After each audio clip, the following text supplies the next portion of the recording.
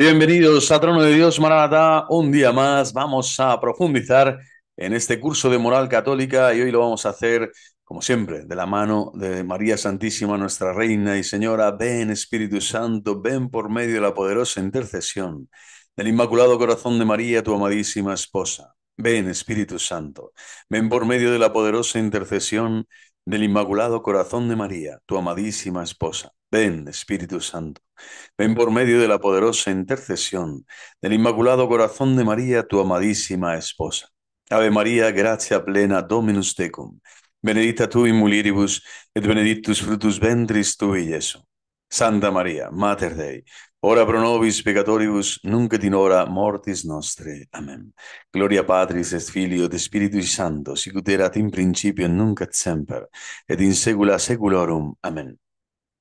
Pues viva Cristo Rey, viva el corazón inmaculado de María y continuamos en este curso de moral. Vamos a profundizar hoy sobre el cuarto mandamiento. Ahí es nada, pero antes unas palabras breves de San Gregorio Nacianceno o de Nisa, ahora mismo de Nisa, obispo y confesor, algo maravilloso.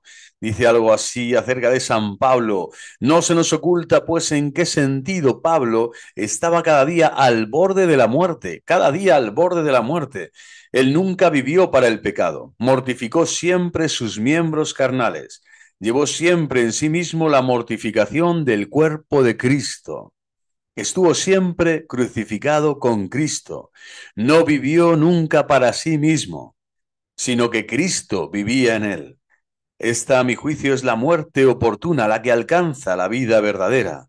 Tenemos que morir, hay que morir así, viviendo el Señor en nosotros. Yo, dice el Señor, doy la muerte y la vida, para que estemos convencidos de que estar muertos al pecado y vivos en el Espíritu es un verdadero don de Dios. Es una gracia inmensa de Dios, porque el oráculo divino nos asegura que es Él quien a través de la muerte nos da la vida.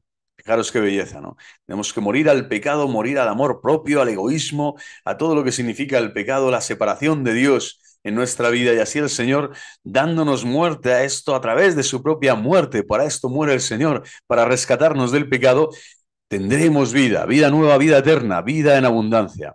Bueno, pues para seguir caminando por sendas de vida y no de muerte, vamos a profundizar en la ley divina dentro de este capítulo del curso de moral católica que estamos haciendo en este canal. Cualquiera puede acudir a él en la lista de reproducción y verá el curso de moral católica. Ya son varios vídeos y se profundiza en este diálogo de preguntas y respuestas sobre los mandamientos principales de la ley de Dios, los 10 mandamientos, las 10 palabras, y siempre desde una visión ya cristiana. Cristo ha venido, ha redimido al hombre, ha rescatado al hombre del pecado, de las garras de Satanás, de la muerte eterna, y ahora el hombre nuevo en Cristo, el bautizado, puede renovar en la fe gloriosa de nuestro Señor Jesucristo toda esta senda, esta estela de bendición y de gracia que es el cumplimiento de los mandamientos de la ley de Dios. La ley de Dios que Cristo viene a traer en plenitud en su persona divina, revelándonos al Padre y entregándonos su Espíritu. Es por su Espíritu que el hombre puede ser una criatura nueva. Bueno, pues vamos a por ello. El cuarto mandamiento, ¿qué es lo que nos ordena? Pues nos ordena directamente: honra a tu padre y a tu madre. Nos ordena respetar después de Dios a nuestros padres y también a todos aquellos que Dios, para nuestro bien, ha revestido de una cierta autoridad. Es importante destacar esto: los primeros 3 mandamientos son referidos directamente a Dios. Los hemos visto en programas anteriores. Y ahora ya es la hora, desde el cuarto mandamiento hasta el 10º, estamos hablando ya de que el Señor coloca en el centro también este respeto, esta obligación o esta prohibición en aras, en referencia al prójimo, lo que podemos hacer, debemos hacer, y lo que no tenemos que hacer y no debemos hacer con el prójimo, con nuestro hermano. Y los primeros, el primer prójimo, que significa próximo, el más próximo a nosotros en la caridad, en el amor, en el respeto, en lo que es justo y necesario, ¿no? Devolver, ¿no? Dar gratis lo que hemos recibido gratis. Y fijaros, los padres, todo el denuedo, la inmensa mayoría de los padres en este mundo, toda la entrega, todo el sacrificio que hacen y entrega por los hijos. Bueno, pues este mandamiento es honrar al padre y a la madre por parte de los hijos. También, por supuesto, la otra cara es que el padre y la madre también tienen que cuidar a los hijos, tienen que honrarles, tienen que quererles, ¿no? Con toda devoción y todo esmero, porque son lo que Dios ha elegido, ¿no? Ha elegido a los padres para que sean colaboradores, cooperadores de la gracia de Dios en la educación de los hijos. Bueno, honrar a tu padre, por lo tanto, y a tu madre es un mandamiento revestido de máxima, vamos a decir, belleza, de máxima importancia, porque por eso se coloca en primera posición dentro de todos los siete mandamientos, disculpen, que aluden directamente a la referencia al prójimo, el cuarto, el quinto, el sexto, el séptimo, el octavo, el noveno y el décimo, y que ha revestido, por lo tanto, de cierta autoridad para nuestro bien. Y los padres siempre van a ser un bien y una autoridad para nosotros y por eso debemos de honrarles. Y para esto pues hay que caminar, hay que sufrir muchas veces, hay que ver que las diferencias se tienen que limar, que los temperamentos y los caracteres también se tienen que purificar para que esa relación, ese diálogo con los padres, esa apertura de corazón con ellos y esa honra de vida nunca se cercene, nunca se bloquee, nunca se rompa, ¿no? Sino todo lo contrario. Dios quiere que las familias estén unidas y esta honra de los hijos hacia los padres es, como digo, de primerísima importancia para la salvación eterna del alma, para el bien espiritual del hombre. ¿A quiénes se dirige el cuarto mandamiento? Pues se dirige ante todo a los hijos, pero implícitamente, como decíamos, concierne a cualquiera que esté bajo toda legítima autoridad. Es decir, también hace referencia a las legítimas autoridades. Hoy, desde luego, en el mundo de la política y en otros tantos, ¿no? En tantos aspectos y lugares y espacios públicos, está muy deteriorada la autoridad porque la autoritas viene de la veritas, ¿no? Si no hay verdad, la autoridad no puede ir también de la caritas, ¿no? La caritas y la veritas son las que dan densidad y sentido y significado a la autoridad. Entonces, esta autoridad legítima, esta autoridad que sea legítima, que sea buena, tiene que ser respetada, obedecida. Además, incluye y se sobreentienden los deberes de los padres, tutores, docentes, jefes, magistrados, gobernantes y de todos aquellos que ejercen una autoridad sobre otros o sobre una comunidad de personas. Y se sobreentiende que esa diligencia, que ese amor, que esa veneración que ejercen estas autoridades hacia las personas, bueno, pues es digna de ser respetada. Es decir, que ellos lo hacen siguiendo la ley natural, siguiendo la ley divina, que es también servir, siempre servir, servir, servir y amar. No hay otra ley de la autoridad, ¿no? Hacia alguien que esté por debajo en el sentido no ontológico, sino en el sentido de ser discípulo, de ser aprendiz, de ser hijo, en este caso, es decir, menor, ya sea de edad, o sea, psicológicamente, sea de cualquier tipo de minoría o minusvalía, ahí esa autoridad siempre tiene que ser ejercida en el bien, en la verdad, en la caritas, ¿no? Al servicio y al servicio de la comunidad de personas. Al servicio y al servicio en la caridad. ¿Cuáles son los deberes de los hijos hacia los padres? Pues los hijos deben ejercitar respeto a los padres en virtud de la piedad filial que comporta el respeto, el reconocimiento, la obediencia y la ayuda en las necesidades, sobre todo durante la vejez. Una vez a un profesor de filosofía en la Facultad de Teología de San Damaso, pues le remarqué, ¿no?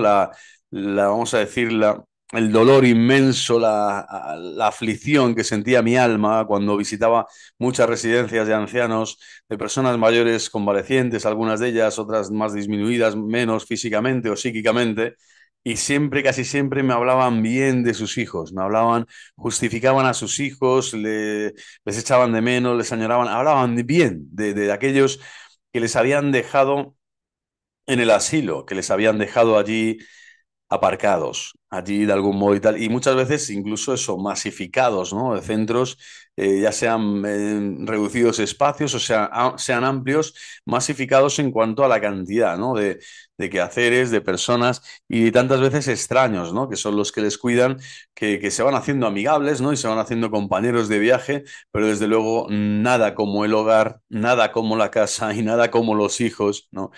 Con esa piedad filial que solo los hijos pueden ejercer hacia los padres, no es lo que se veía. Muchísimas residencias, ¿no? Y fijaros que es una moda, vamos a decir, de este hombre posmoderno que ha dejado de lado lo fundamental, honrar a los padres, por tener este descrédito moral en su interior que es amar más el dinero, amar más su tiempo, amar más su aparente libertad con tal de no cuidar a sus padres, a sus progenitores, aquellos que le han dado la vida y que le han cuidado durante tantísimo tiempo, ¿no?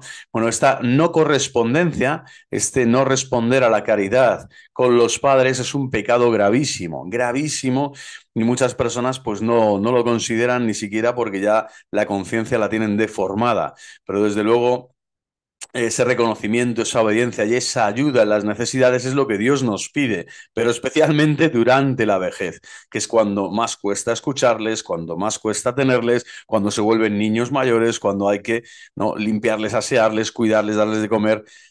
Y sin embargo, pues esta sociedad les ha aparcado, les ha descartado, ¿no?, en tantos aspectos. Y como la sociedad no es un ente etéreo, ni globalizante, ni comunitario extraño, sino que somos tú y yo, es decir, son personas concretas que se han implicado leyes, que se han implicado maneras de ser y costumbres que no son de Dios. Y por eso este mandamiento de la ley de Dios tenemos que retomarlo con toda la crudeza y la hondura que se merece el denunciar esto, que realmente, así se lo expresé al profesor de filosofía.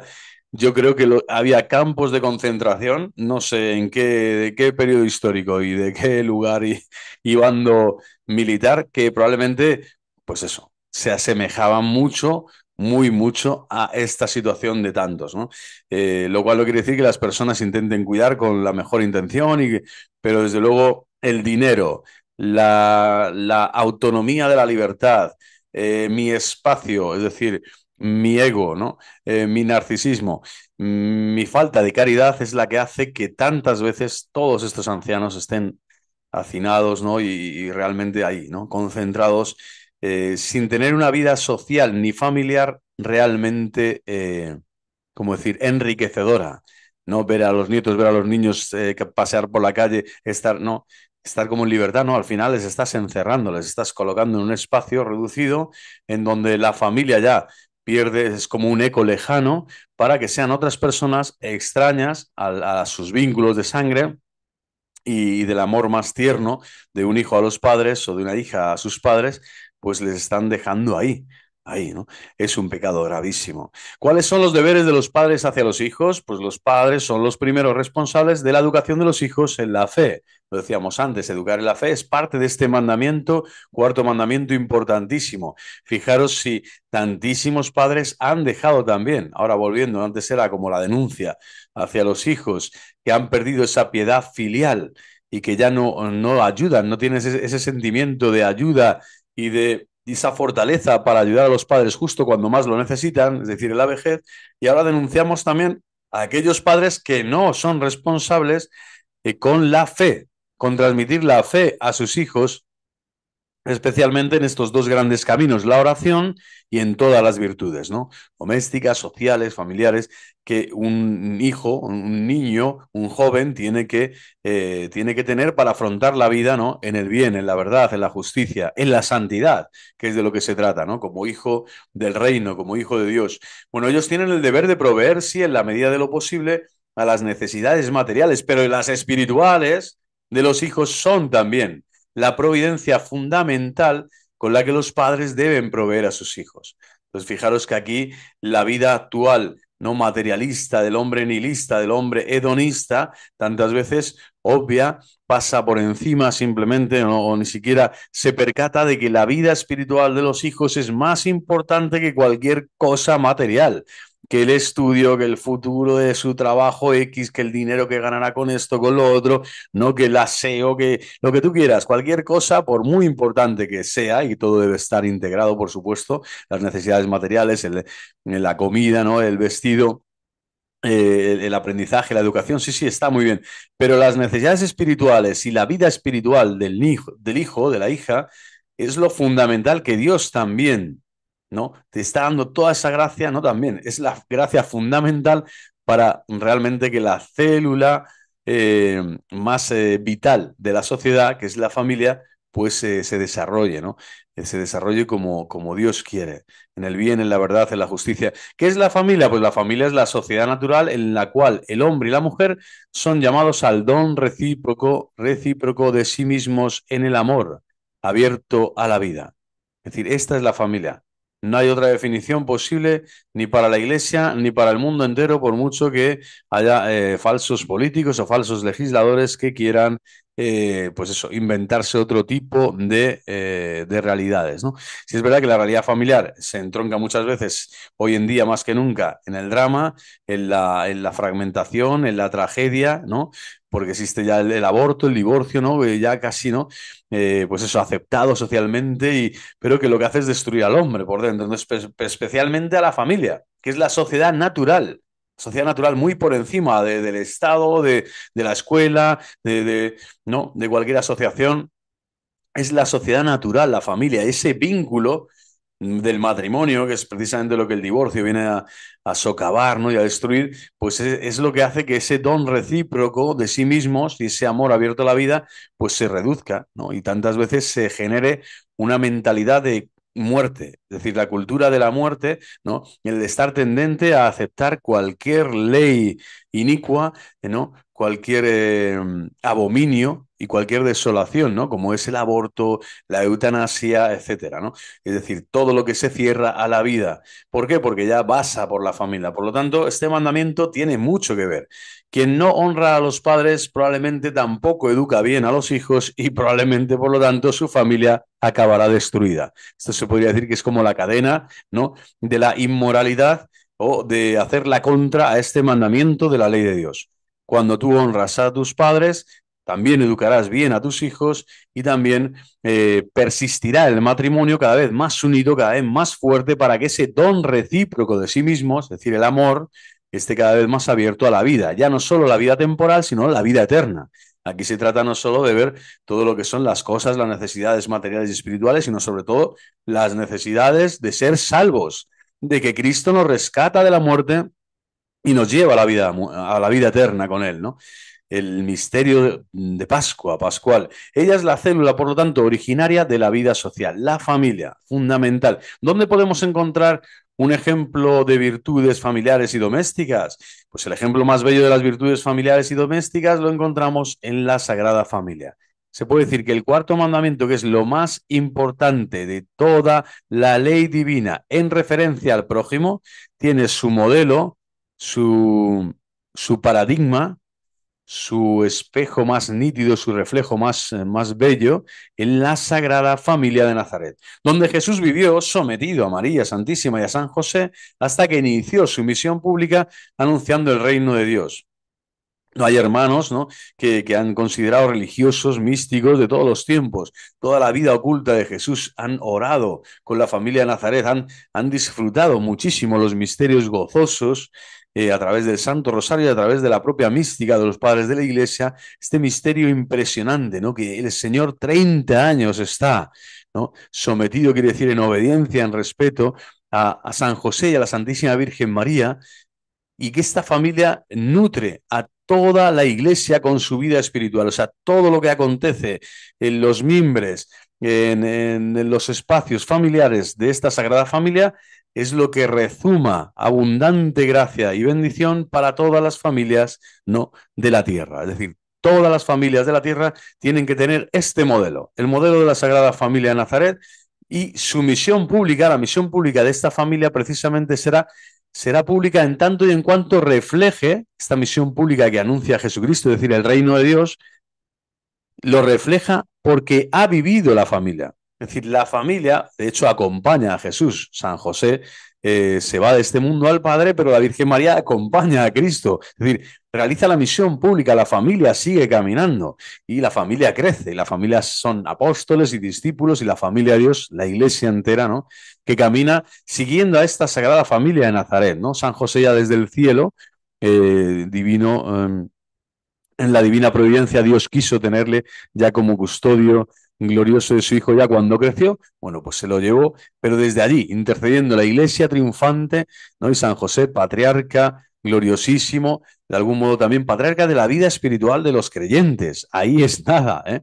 Patriarca, o sea, y protector de todos los cristianos. Bueno, pues protege la misión pública. ¿Por qué? Porque la familia que está en Cristo, asentada en Cristo, arraigada en Cristo, toda la misión pública que realice la hará testimoniando el reino de Dios, testimoniando el reino de Dios. Se puede decir que toda la iglesia lo que hace es prolongar la acción moral y la acción espiritual que esta Sagrada Familia realizó en el tiempo, realizó cuando vivió aquí en la tierra y que ahora toda la iglesia está, como digo, prolongando en sus miembros, en su cabeza, en su cuerpo, en sus miembros, ¿no? Jerarquía y pueblo, todos están viviendo estas virtudes, estas gracias, esta obediencia, esta humildad, esta sencillez, este amor, esta entrega mutua que se vivió en la Sagrada Familia de Nazaret.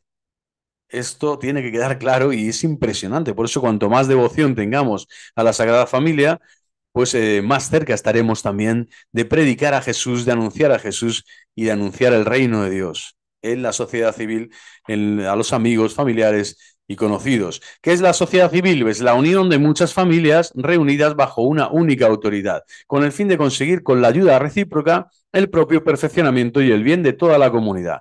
Y la sociedad civil no lo forma un gerente, un líder, un Führer, una asociación, un partido político, no, no. Es la unión de muchas familias que dicen, oye, vamos a unirnos para conseguir ciertas ayudas que nos van a potenciar, que nos van a proteger, que nos van a, ¿cómo decir? Sí, nos van a relanzar siempre a la vida y a todos los retos y desafíos que tiene la vida desde este prisma cristiano que es la solidaridad, la subsidiariedad, el bien común, el amor a la verdad, etcétera, ¿no? Entonces, esta unión de muchas familias es la que configura y conforma la sociedad civil. No tiene que venir ninguna institución externa a decirte ¿no? que son ellos los que han fundado la sociedad civil para ti. No, es la familia. Y la unión de familias la que funda la sociedad civil. Y por eso ningún sistema, ninguna ideología tiene que colocarse por encima de la familia. No existe institución más fuerte, más digna, más bendecida en la creación y por la propia creación de Dios, es decir, de forma antropológica, que la familia. Esta es la original, esta es la fundante de toda comunidad, de la propia sociedad civil. Por lo tanto, fijaros el amor, ¿no? Y la fuerza también que tienen las familias cuando se unen, ¿no? Con este objetivo de crear y generar una sociedad civil buena, honesta, justa, ¿no? Santa, espiritual. ¿Cuál es el problema? Cuando la sociedad civil ha perdido los valores tal, no es la sociedad civil la que ha perdido la batalla y la guerra, no. La batalla cultural la han perdido las familias. Son las familias que no saben unirse las que generan una sociedad civil tenebrosa, una cultura de muerte, las que hacen que esa comunidad, en vez de construirse en el bien y formar, pues es un alto torreón, un alto refugio, un templo agradable a Dios nuestro Señor, pues lo que hace es crear una sociedad de Babel, una torre, ¿no? Pasmosa, alta, ¿no? Y bella y lo que tú quieras, pero que se va a caer y que se va a derrumbar, ¿no? Está deconstruyendo aquel sentido original que tiene la sociedad civil, que es precisamente ese, que las familias se unan en el bien para generar, ¿no? Una ayuda recíproca, parecido al matrimonio, como vemos, una ayuda recíproca para perfeccionarse. Pero siempre ¿para qué? Para el bien. Si no está el bien, ¿no? Amans bonum velit amans amato, ¿no? Es una de las definiciones del amor, ¿no? Amar es amar el bien del amado. Yo si no amo el bien del amado, si amo otra cosa o le amo de otro modo, amo algo que es malo para el amado, eso no es amor verdadero. Entonces, amar a la sociedad civil quiere decir amarla bien. Para amar bien a la sociedad civil yo tengo que ser una familia que ame el bien. ¿Y cuál es el bien supremo? El bien original, el bien más santo, la familia sagrada de Nazaret. Es decir, amar a Dios sobre todas las cosas. Y ahora me pone el Señor en el misterio de la encarnación, verbum caro factum est, me ha puesto el modelo humano, encarnado, este humanismo cristiano que es esta, la base, la Sagrada Familia de Nazaret, que es en ella y con su espiritualidad cómo se va a construir una sociedad civil honesta, justa, ¿no? Afable, bendecida por Dios, capaz de rechazar el mal y acoger el bien, la gracia, la verdad y la justicia, ¿no? ¿Cuáles son los deberes de la autoridad civil respecto de la familia? Pues aquí vamos a concretar lo que la Iglesia nos anuncia en la moral católica, es que, como decíamos antes, como sociedad natural que precede a la constitución misma del Estado, por lo cual solo debe el Estado tutelar a la familia, el bien sagrado de la familia y asegurar el ejercicio de sus derechos fundamentales. Es una instancia creada por las propias familias, por esta unión de familias, que lo que quiere es que eso se tutele, que eso se respete, que eso se ame, que se cuide, que precisamente la familia, en sus derechos fundamentales, que son derechos inalienables del hombre, como son no educar a los hijos en la fe, como son estar siempre abiertos a la vida, que los principios de la muerte y la cultura de la muerte no entren jamás en la mente ni en el corazón de los hombres, como son el cuidar la familia y el matrimonio, definirlo como tal, como hemos visto antes, la unión de un hombre y una mujer, cualquier otro tipo de unión no es propiamente ni matrimonio ni familia, es una asociación, pero no es la familia querida por Dios y por lo tanto no tiene autoridad ninguna todos aquellos que quieran presentar otro tipo de realidades. Y existe la obligación por parte de los ciudadanos de respetar a su vez a la autoridad civil. Bueno, pues todos aquellos están sometidos a la autoridad civil. Uno recuerda a San Pablo, hay que orar, ¿no? Por los gobernantes, tal. Deben respetarla y obedecer las leyes que ella promulga. Pero ojo, en el caso de que tal autoridad prescribiese algo contrario al orden moral o a la enseñanza del Evangelio, el ciudadano no debe obedecer. Fundamental, no debe obedecer. Esto no es porque sea rebelde ni porque seas, no sé, quiera ser no notorio, disidente, controlado o descontrolado, porque quieras llamar la atención, porque... No, esto es porque esta obediencia se vincula solo a Dios nuestro Señor, es decir, a quien obedece el cristiano, a quien obedece el hombre, en último término y en primer término en su conciencia y en su corazón es a Dios nuestro Señor. Obedeciéndole a Él, solo vas a poder obedecer aquello que sea acorde a la ley de Dios, al orden moral y a la enseñanza del Evangelio, que es la nueva ley, la nueva alianza en Cristo Jesús, que es ya, vamos, la gracia desbordante del Espíritu Santo que te concede los dones, ¿no? De la sabiduría, el entendimiento, el consejo, la fortaleza, el temor, ¿no? La piedad, para que tú seas una persona, ¿no? Buena y santa que genere no solo y forme familia, sino que genere sociedad civil.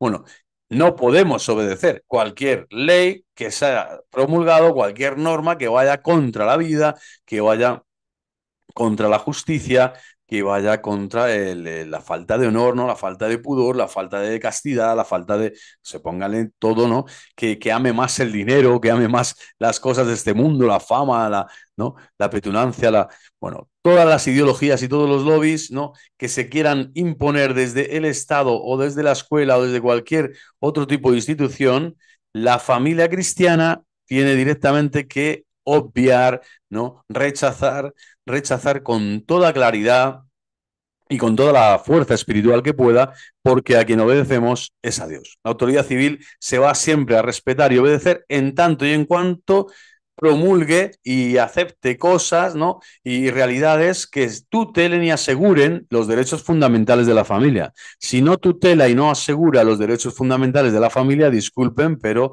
ahí no está la verdad, no está la libertad verdadera, por lo tanto, tampoco está la verdadera y auténtica caridad. Es todo un gran camelo, una gran farsa, y ahí nos encontramos, ¿no? Gran parte de la sociedad, como decía antes, así como ha dejado de cuidar a sus padres, tampoco ejerce bien su paternidad o su maternidad respecto a los hijos y por lo tanto la sociedad que se genera es caótica, el matrimonio se acaba anulando, se acaba destruyendo, el divorcio llega, ¿no? Y sin embargo, aquí pues lo mismo, si tú obedeces algo que es falso y que es erróneo, al final esa autoridad que tú obedeces en el mal o en el error, por lo único que te va a llevar es a una inmoralidad mayor y por lo tanto a una falsa enseñanza y a una depravación. Las costumbres sociales se van a depravar en tanto y en cuanto aceptes una autoridad civil falsa.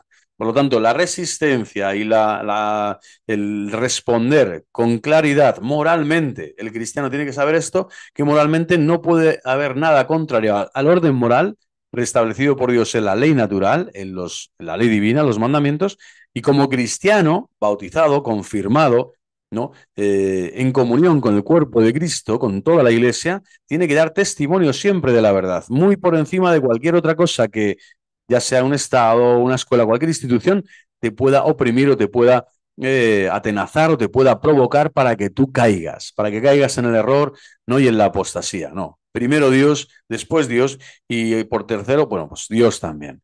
Y siendo y estando con Dios es cuando vamos a ser como San Pablo. Vas a dar testimonio de Cristo y vas a ayudar a muchos a seguir entendiendo que la persona y la familia son los dos bienes sagrados que cualquier otra instancia de este mundo, llámese Estado, como digo, escuela, asociación, tiene que tutelar y asegurar. Y si no, no sirve. No hay que obedecerla, no hay ni siquiera que escuchar sus falsedades. ¿Existe algún otro deber hacia la comunidad civil, además del respeto a su autoridad y a sus leyes? Los ciudadanos deben actuar de tal manera que la sociedad civil sea virtuosa, pacífica, ordenada y próspera.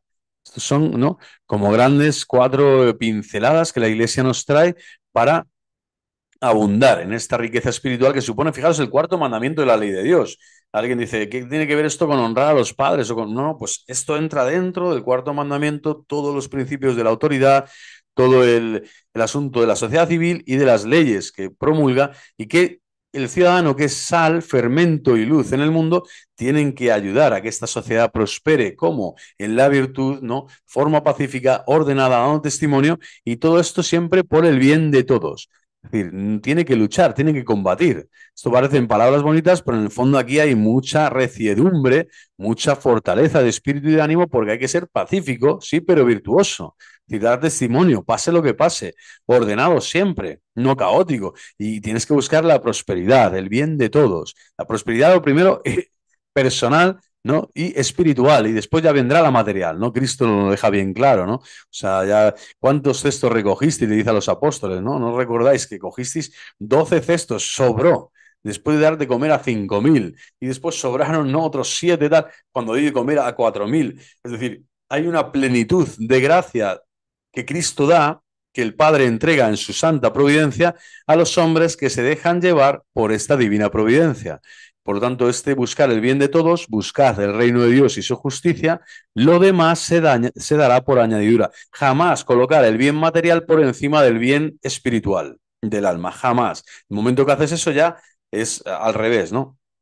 Estás sirviendo a Satanás probablemente que te ha engañado con el tema de la prosperidad material. Pero aquí hablamos de esto, la familia o el ciudadano, la familia que es también una formación, un conjunto también de ciudadanos para la sociedad civil, hablando en estos términos, caminando en virtud, siendo pacífica, con las bienaventuranzas de Cristo en el corazón, siendo ordenada, siempre habrá prosperidad. Siempre habrá prosperidad, incluso en la persecución y el martirio, la iglesia es próspera, el cristiano prospera, porque el bien espiritual no deja de extenderse y el testimonio de la verdad no deja de llegar a otros, de llegar a muchos. Para que esa alegría sea completa, dice San Pablo, ¿no? Para que llegue a todos, ¿no? Deben, por ejemplo, por lo tanto, pagar impuestos prescritos. La mayoría de hoy en día son injustos, ¿no? Entonces dices, bueno, si esto va en contra del orden moral, bueno, pues no debería pagar. Pues no, en cuanto puedas, no es que defraudes a Hacienda, no.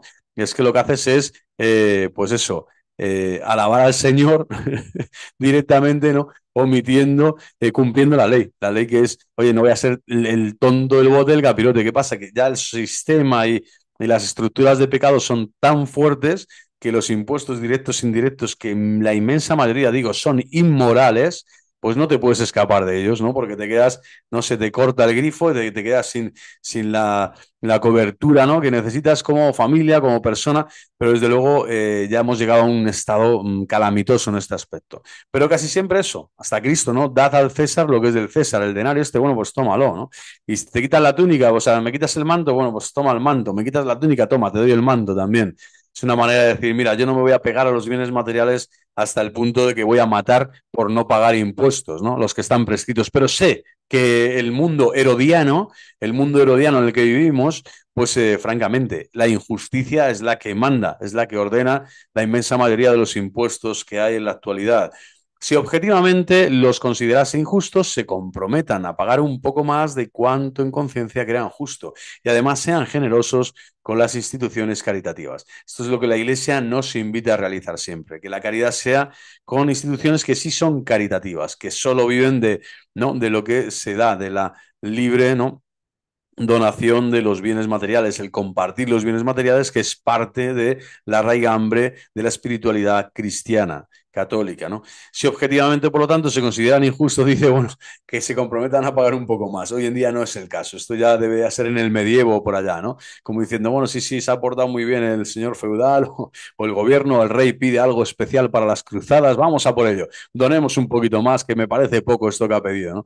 En este caso, actualmente no es así, ¿no? Sabemos que los sionistas, los que manejan el mundo, básicamente, lo que hacen es, con el impuesto, con el crédito, con el préstamo y el interés, te están destruyendo, ¿no? Y desde que naces hasta que mueres. Por lo tanto, tampoco hay que fijarse mucho en esto, pero sí en esto otro que digo, las instituciones caritativas. Pues qué maravilla, aquí está el don del Espíritu, ser generoso, este fruto del Espíritu precioso, ¿no? Ser generosos, así como el Padre, ¿no? Santo como mi Padre es santo, pero santo también es ser generoso, ¿no?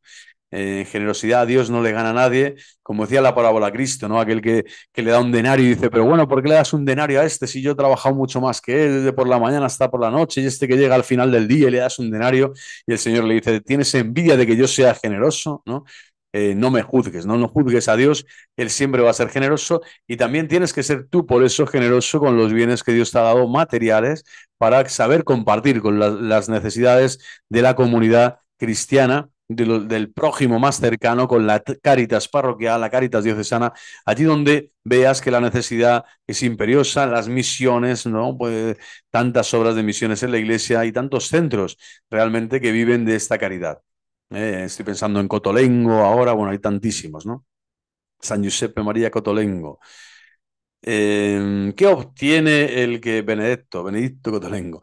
¿Qué obtiene el que observa fielmente el cuarto mandamiento? Bueno, observa fielmente cuando goza de una particular bendición del Señor. Qué maravilla, ¿no? O sea, Dios se alegra, dice, hombre, por fin uno que no pone, primero que honra a sus padres, a los que yo les he regalado, que sabe educar a los hijos, a su prole, con el fervor, ¿no? Y con el denuedo y el esmero de saber que el valor, que va mucho más allá de que la fe es el tesoro fundamental que tiene que transmitir a sus hijos y por eso tiene que darlo todo. Y por último es capaz de desapegarse, de tener un desapego real y vital, existencial a los bienes materiales cuando ve a alguien en necesidad, cuando alguien necesita su ayuda, es decir, y que no está apegado, su corazón no se apega a los bienes, sino es una persona que vive de alquiler, vamos a decir, vive de, pues eso, administrando algo que sabe que no es suyo. El dueño y señor, ¿no? Del grano y de los graneros y de los hilos es siempre el Señor, ¿no? Esto es la parábola aquella también, es una parábola muy real, ¿no? Tantos que acumulan, ¿no? Y metió allí todo, llenó todo. Dicen, necio, no, necio, se te pedirá esta noche, se te pedirá la vida. Y los bienes materiales para tantas almas, tantas personas, lo que sirven más que para salvarles es para condenarles en el infierno. Por lo tanto, no solo vivir mejor sencillamente, sino que si tienes algún día bienes materiales, intenta repartirlos todos o casi todos, ¿no? De hecho, la Iglesia siempre ha expuesto, ¿no? La santidad de personas, santos y santas, vírgenes consagradas, monjes, no sé, que han custodiado esta belleza, ¿no? De compartir con generosidad todos los bienes materiales y cuando han enviudado, algunos que han sido esposos o otros que han sido frailes, ¿no? Y tenían riquezas o han heredado una gran riqueza de los padres, han sabido donar todo, ¿no? A la orden religiosa, a la iglesia más cercana, allí donde el Señor les ha pedido, ¿no? Y realizar ese mandato también del Señor, esa bienaventuranza de vivir en castidad y en obediencia, como una virtud propia del cristiano, que lo que hace es recibir la bendición del Señor. Bueno, pues todo el desapego a los bienes materiales se incluye en este cuarto mandamiento de la ley de Dios. Todo desapego, todo distaco, dicen los italianos, todo este distanciarse de los bienes materiales y de meter el corazón allí en las cosas que tenemos, ¿no? En no saber desprenderte, esta virtud pasiva preciosa, ¿no? El desprendimiento, bueno, pues tiene que ver con la humildad y con el espíritu de pobreza que Dios bendice. La bendición de Dios está precisamente aquí, cuando uno es capaz de compartir absolutamente todo lo material y centrar y enfocar toda su vida en compartir lo que verdaderamente importa, el tesoro escondido, es decir, la perla y el tesoro escondido que es la fe en Dios nuestro Señor, la fe que salva, la fe que te ilumina, la fe que te consuela, la fe que te guía, que te gobierna, que te purifica, la fe que te da sentido a la vida. Bueno, pues garantiza también la concordia familiar. ¡Qué belleza! O sea, amar a los padres, honrarles, garantiza la concordia familiar y un amor afectuoso, un amor real, no, victorioso, un amor en Cristo que satisface también, ¿no? En los corazones, ¿no? Porque la familia unida jamás será vencida, se dice aquí, pero es que esa familia es en el modelo de la Sagrada Familia de Nazaret, que jamás fue vencida por Satanás, jamás, jamás, intocable, ¿no? Inmarcesible, incólume, o sea, sí, siempre, ¿no? La Sagrada Familia de Nazaret. Posee además el valor del gozo y de la serenidad interior. Qué maravilla, qué bonito, ¿no? Tener la paz, la conciencia tranquila, ¿no? Estos abuelos que me decían en la residencia, pues sí, mi hijo me tuvo que dejar aquí, o el trabajo, tal, no sé qué era. Ya hablaba más del hijo que de la nuera, ¿no? O al revés, ¿no? Más de la hija que del nuero. Pero curioso, ¿no? Que todo este descarte que hemos hecho de los ancianos y hacían que ellos les justificaban el dejarles allí de los hijos, este, pues eso, aparcarlos allí y sin embargo, pues luchaban, ¿no? Y combatían en su interior sabiendo que no podían tener la conciencia tranquila, que además no les valía con una visita al mes o a veces una visita al trimestre o una vez o dos al año. Hay hijos realmente tremendos en esto, ¿eh? O sea, pero tremendos. Hay casos espeluznantes. Yo cuando ejercía el ministerio sacerdotal he visto de todo, he visto de todo. Y francamente, por eso le decía a este profesor, se te caen las lágrimas de ver tantos hijos desafectados, tantos hijos, primero malheridos ellos en su propia vida, también en el amor probablemente, pero claro, cuando la vida de gracia no es la que rige tu alma y tu fundamento y tu destino, pues es la vida de pecado, es el hombre viejo el que rige tus decisiones y tus costumbres y vas cayendo poco a poco en esa desidia y en ese olvido de Dios que te hace después olvidar a los que más te aman, a los que más te han amado y a los que jamás te amarán como ellos te han amado, que son tus padres. Y esto es muy fuerte, ver realmente el desagradecimiento, el distanciamiento y la falta de amor filial a los padres es una cosa dura, dura de ver. Y como los padres casi siempre, digo, pues les justifican, intentan mantener la serenidad interna, pero saben que ellos no están serenos, saben que en su interior algo falla, algo pasa, ¿no? Y bueno, esta es la gran lucha, ¿no? Que nacen de la conciencia de colaborar activamente de la construcción del bien común, que es el bien terreno más grande y más divino. Fijaros, el bien común, dice Santo Tomás de Aquino, es el bien terreno, no eterno, sino terreno más grande y más divino, entre comillas divino. Es decir, la construcción del bien común. Qué bonito, ¿no? La serenidad interior que nacen de la conciencia de colaborar activamente en la construcción del bien común. Si este mandamiento lo vamos cumpliendo en nuestra vida, francamente, es como el vínculo, el nexo que une a Dios y a los hombres, que te une la conciencia de saberte hijo de Dios con el amor real al prójimo, porque yo amo al prójimo por amor a Dios. Por amor a Dios amo a mis padres, amo a mis hijos, sean como sean y hagan lo que hagan, les amo y les intento servir y amar hasta el final, ¿no? Y entonces, ¿eso qué es lo que construye? Pues ese bien común. ¿Y eso que te va a dar? Pues la concordia, el amor, la serenidad interior, pero sobre todo esto, la bendición de Dios. Dios va a estar glorificado en ti y Dios va a hablar bien de ti. Dios va a decir, efectivamente, aquí hay un hijo, un buen hijo, que si eres buen hijo con tus padres de la tierra, pues también será reconocido por los ángeles, ¿no? Por mi Padre del cielo, ¿no? Y por el mismo Cristo. Pues hasta aquí el cuarto mandamiento. Creo que ha sido una lección breve pero intensa y espero que les haya gustado el vídeo. Y pues sin más dilación, hasta la próxima. Dios Todopoderoso, Padre, Hijo y Espíritu Santo, desciendan sobre ustedes y nos siga acompañando hoy y siempre. ¡Viva Cristo Rey! ¡Viva Cristo Rey! ¡Viva Cristo Rey! Y viva el corazón inmaculado de María. Ya hasta la próxima.